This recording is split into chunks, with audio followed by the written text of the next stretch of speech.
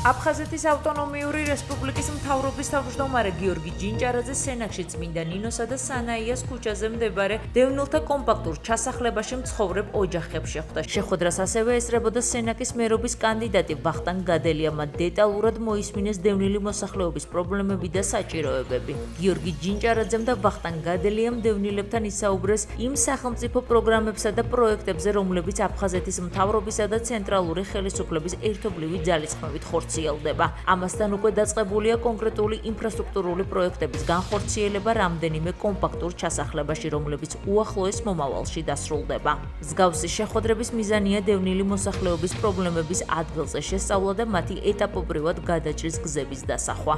ადგილობრივ ხელისუფლებასთან თანამშრომლობით ვაგრძელებთ შეხვედრებს დევნილთა კომპაქტურ ჩასახლებებში, დღეს ვიმყოფებოდით სენაკში. შევხვდით მოსახლეობას, დავაიდენტიფიცირეთ კიდევ დამატებით პრობლემები, რაც ჩვენთვის ცნობილი არ იყო. ძალიან კარგი შეხვედრა გამოვიდა, მოვისმინეთ ბევრი საჭიროება და რაც მთავარია, გადავწყვიტეთ ძალიან მნიშვნელოვანი პრობლემები, რაცაც აფხაზეთის მთავრობა საკუთარი რესურსით განახორციელებს. აღსანიშნავია და მნიშვნელოვანია მოსახლეობასთან შეხვედრა. მოსახლეობასთან შეხვედრისას წარმოიშვა მიმდინარე საკითხები და პრობლემები, რომელიც მოსმენილი იქნა ჩვენს მიერ და მყისიერად დაიწყება რეაგირება თითოეულ საკითხზე.